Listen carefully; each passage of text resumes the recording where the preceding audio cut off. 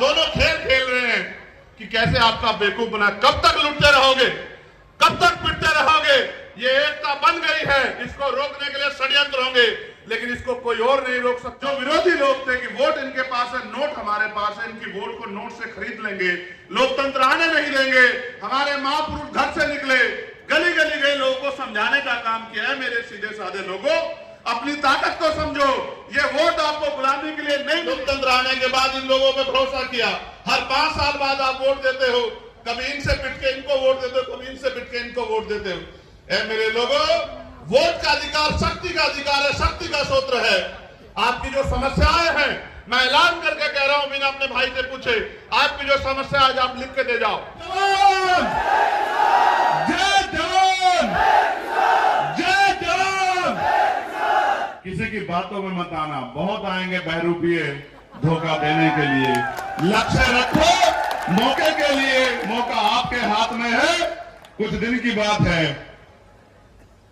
अब जब सभा होगी रिजल्ट के बाद, तो वो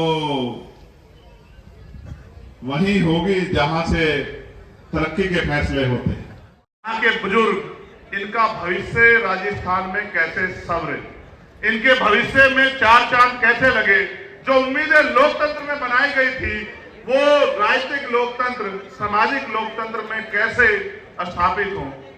मेरे आज भी याद है, देश गुलाम था और डॉक्टर बाबा साहब अम्बेडकर और सर छोटू राम इस बात के लिए लड़ रहे थे कि जिनको हाशिए पर रखा गया व्यवस्था में, उनको कैसे तरक्की दी जाए।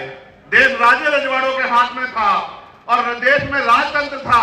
राजा महाराजा जैसे चाहते थे वैसे देश की जनता प्रजा शासित होती थी। ना हक ना अधिकार। जो राजा ने कह दिया, राजा ने कहा दिन तो प्रजा ने कहा दिन, राजा ने कहा रात तो प्रजा ने मान लिया रात। और ये बहुत लंबे समय तक चलता रहा। फिर एक ऐसा समय आया कि देश में लोकतंत्र आया। देश में जब लोकतंत्र आया तो समस्या ये थी कि एक तरफ आर्थिक रूप से गैर बराबरी थी, एक तरफ बड़े बड़े महल और एक तरफ गरीबों की झोपड़ियां, दूसरी तरफ सामाजिक आधार पर गैर बराबरी थी, छुआछूत थी, ऊंच नीच थी। मैंने चौधरी कुंभाराम आर्य के आंदोलन को पढ़ा कि किस तरह से उन्होंने लोगों को जगाने के लिए कितना काम किया और किस तरह से आपका नेतृत्व किया समाज को अपने पैरों पर खड़ा करने के लिए। असल लड़ाई ये थी कि लोकतंत्र तो आया था, लेकिन पैसे वाले लोगों ने तय किया कि वोट इनके पास चला गया है। वोट को रोकने के लिए भी षड्यंत्र हुए। कोई कहता वोट उसको मिलेगा जो पैसा वाला है, कोई कहता उसको वोट का अधिकार मिले जिसके पास जमीन जायदाद है, कोई कहता उसको मिले जिसके पास व्यापार है। हमारे नेता लड़ रहे थे कि लोकतंत्र लोकतंत्र तब होगा जब अंतिम व्यक्ति को भी सरकार चुनने का अधिकार मिलेगा। ये राजतंत्र नहीं है कि राजा चंद लोग चुन के तय कर दें। ये लोकतंत्र है, जनता जिसे चाहेगी, चाहे वो किसान का बेटा हो, चाहे वो मेहनत कौम का बेटा हो, चाहे वो गरीब का बेटा हो, उसको आगे बढ़ाना चाहे तो बढ़ा सकती है। तमाम साजिशों के बाद जब बाबा साहब अम्बेडकर ने अपने 4 बच्चों की कुर्बानी के साथ आपको वोट का अधिकार दिया, तो लोगों ने कहा, जो विरोधी लोग थे कि वोट इनके पास है, नोट हमारे पास है, इनकी वोट को नोट से खरीद लेंगे, लोकतंत्र आने नहीं देंगे। हमारे महापुरुष घर से निकले, गली गली गए, लोगों को समझाने का काम किया है। मेरे सीधे साधे लोगों, अपनी ताकत को समझो। ये वोट आपको गुलामी के लिए नहीं मिली, ये वोट आपको बिकने के लिए नहीं मिली। मेरे आज भी याद है मान्यवर काशीराम साहब, उन्होंने अपने जीवन की एक सुख सुविधाएं लगा दी। मगर मैं मानता हूं परिवर्तन एक सतत प्रक्रिया है, चंद दिनों में नहीं बदलाव हो सकता था। ताकतवर लोगों ने रास्तों में कठिनाइयां लगाई। आज जब हम आ रहे थे, रथ चल रहा था, सामने कोई रुकावट आ गई तो हनुमान जी बेनीवाल मुझसे बोले, पत्रकार साथी भी वहां थे, कि ये रथ रुकेगा नहीं, ये रथ अब अगर रुकेगा तो जयपुर की कुर्सी में बैठ जाकर रुकेगा। तो वो बात मेरे दिल में आई कि कितनी कठिनाइयों के बाद भी जो फैसले हमने लिए वो मजबूत होते गए। हमारे महापुरुष निकले, लोगों को जगाते रहे। आज उस कारवां को, उस एकता को जो नेचुरल एकता है, मैं आपको दिल से कह रहा हूं और मैं आपको चेतावनी के तौर पे भी कह रहा हूं, आज हमने एकजुट बनाया, ये एक गठजोड़ बनाया। गांव में रहने वाली, क्योंकि शहर की अपेक्षा गांव में हमारे ज्यादा लोग रहते हैं, उनके चेहरे पे खुशहाली आई। मुझे मेरे साथियों ने बताया कि जो कल तक डर रहे थे गांव में, उनको यह पता लगा कि मजबूत पहरेदार खड़े हो गए, एकता बन गई है और परिवर्तन होकर रहेगा।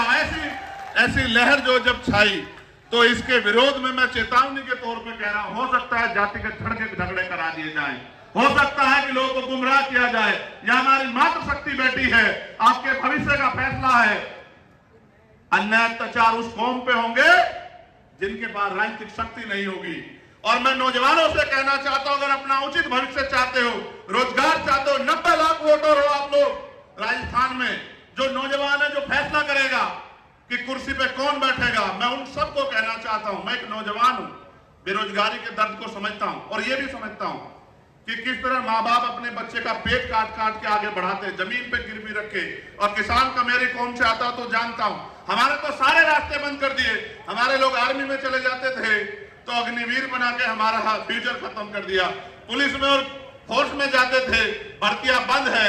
और जो भर्तियां होती है, पेपर लीक होता है, सामूहिक बस में बैठ के बिना सत्ता के संरक्षण में नहीं हो सकता। महंगाई बेरोजगारी ने कमर तोड़ दी है। और आपको जान के आश्चर्य होगा मेरे लोगों, एनसीआरबी का डाटा कहता है कि महिलाएं यहां सुरक्षित नहीं है। इस प्रदेश को मजबूत और सुरक्षित घातों की जरूरत है। और जब मैं देखता हूं तो कोई नजर नहीं आता। अगर कोई नजर आता है आपके रक्षक के रूप में, आपके सुरक्षा कवच के रूप में, तो वो मेरा भाई है हनुमान जी बेनीवाल, जिसमें मुझे भरोसा है कि वो हर मुसीबत को अपने सीने पे लेके आपकी रक्षा सुरक्षा करेगा। और इसी बात के साथ हम इकट्ठा हुए कि 80 लाख लोग वो जिन्होंने भारतीय जनता पार्टी कांग्रेस के खिलाफ वोट किया और 90 लाख नया वोटर। और हम गली गली जाएंगे। आज भले मेरे पास समय कम हो, लेकिन रोज समय कम नहीं रहेगा। मैं आपकी गली गली ढाणी ढाणी आऊंगा आपको जगाने के लिए। और आपसे निवेदन करूंगा मेरे लोगों, अगर चाहते हो कि नासिर जुनैद के साथ जो हुआ, असगर के साथ जो हुआ, ऐसा ही मीना जी के साथ जो हुआ, अगर चाहते हो इस सरकार को, किसी सरकार को देखो जो आपसे कहेंगे कि बीजेपी के नाम पे हमें वोट दो, बीजेपी आ जाएगी। आप याद करो, इंद्र मेघवाल, जितेंद्र मेघवाल, ओम प्रकाश रायगर, तुलाराम गुजर, आप याद करो कितने जुल्म हुए। और अगर कोई लड़ रहा था, लड़ना चाहिए था विपक्ष को, जो मुख्य विपक्ष है। आप बताओ और अपने मन से बताना, क्या भीम आर्मी हनुमान जी बेनीवाल की टीम के अलावा कोई लड़ रहा था? क्या आप बताओ, क्यों नहीं लड़ रहा था? क्या हमारी वोट की कोई वैल्यू नहीं है? मैं आपसे कहना चाहता हूं, आपने लोकतंत्र आने के बाद अपनी शक्ति को नहीं समझा। आपने लोकतंत्र आने के बाद इन लोगों पे भरोसा किया। हर 5 साल बाद आप वोट देते हो, कभी इनसे पिट के इनको वोट देते हो, कभी इनसे पिट के इनको वोट देते हो। ए मेरे लोगों, वोट का अधिकार शक्ति का अधिकार है, शक्ति का सूत्र है। आपकी जो समस्याएं हैं, मैं ऐलान करके कह रहा हूं, बिना अपने भाई से पूछे, आपकी जो समस्या आज आप लिख के दे जाओ। मैं पूरे राजस्थान के वासियों से कहना चाहता हूं, अपनी समस्याओं को लिख के दे जाओ। ये तुमसे झूठे मैनिफेस्टो लेके आते हैं, रोजी रोटी के लिए वोट नहीं है। रोजी रोटी तो मेहनत कष्टों में कमा के खा ही लेते हैं। हमने तो वो भी दिन देखे कि बहुत सारे लोग, मैं राजस्थान की बात करूं तो ये मेरी बात जान लो, आपकी जो समस्या, दोनों खेल खेल रहे हैं कि कैसे आपका बेवकूफ बना। कब तक लुटते रहोगे, कब तक पिटते रहोगे? ये एकता बन गई है, इसको रोकने के लिए षड्यंत्र होंगे, लेकिन इसको कोई और नहीं रोक सकता। इसको रोकोगे तो आप, और इसको ताकत दोगे तो आप। जितनी ताकत में आज आप यहां आए हो, आज से लड़ाई शुरू हुई है, खत्म नहीं हुई। आज के बाद आपको करना यह है कि आपको गांव गांव जाना है, इस एकता का बिगुल बजाना है, अपनी एकता की ताकत दिखाना है और अपने कमजोर भाइयों के हाथ पकड़ के उनको ये विश्वास दिलाना है कि बहुत हुआ, बहुत दिन अलग अलग रहे, अलग अलग होकर सताए जाते रहे। अब समय बदल गया है, ऊपर वालों ने हाथ मिला लिया है तो नीचे वाले भी हाथ मिला के एकता बना लें। और फिर मैं कहता हूं कि ऐसा सूरज निकलेगा। समय कम ना होता तो मैं आपको बहुत कुछ सुनाता, मगर मैं आपको वादे के तौर पर कह रहा हूं, मैं 1 लाख लोगों में भी वही बात कहता हूं और 10 लोगों में भी वही बात कहता हूं। वोट का अधिकार आपकी तरक्की तय करेगा।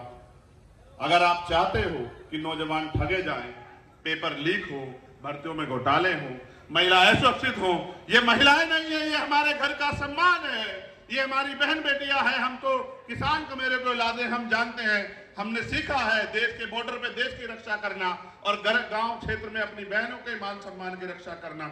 लेकिन आपने देखा किस तरह से जुल्म जाति बढ़ रही है। उसको बढ़ने का एकमात्र कारण है कि सत्ता के संरक्षण में अपराधी फल फूल रहे हैं और कोई नहीं चाहता कि परिवर्तन हो। जो स्थापित लोग हैं वो नहीं चाहते, जनता चाहती है परिवर्तन हो, और जनता ये चाहती है कि कोई किसान का बेटा, कोई मेहनत करने वाला बेटा यहां जयपुर की कुर्सी पे बैठे। आपसे मैं पूछना चाहता हूं कि जयपुर की कुर्सी पे अगर आपके बीच का व्यक्ति बैठेगा तो क्या आपको किसी के लिए किसी के आगे हाथ फैलाना पड़ेगा? आप खुद ही सोचो, जिसने बिना पावर के आपके लिए इतने लड़ाई लड़ी हो, अगर उसके हाथ में राजनीतिक ताकत होगी तो क्या होगा?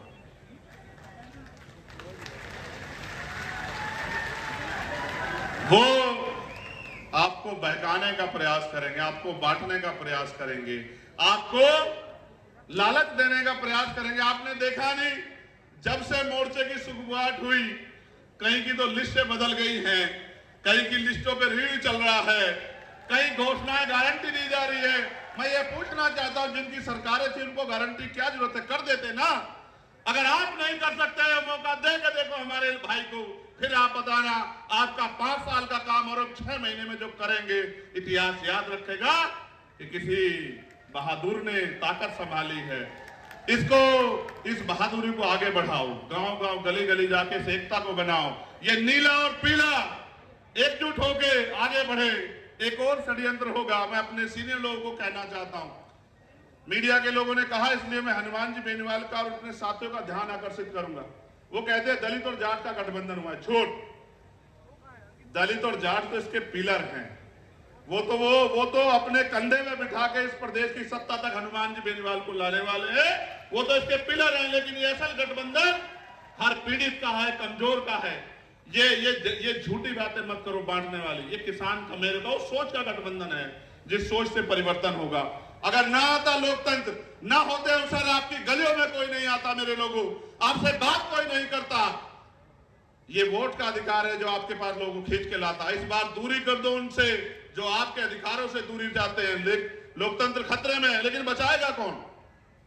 ये जो नीले झंडे वाले हैं, ये जो किसान कमेरों के बेटे, मैं पूछना चाहता हूं कि अगर भारतीय संविधान खतरे में है तो ये स्थापित दल तो ये क्यों खतरे में आया? क्योंकि उनको फर्क नहीं पड़ता कि गरीब की जिंदगी में उजाला कैसे आएगा।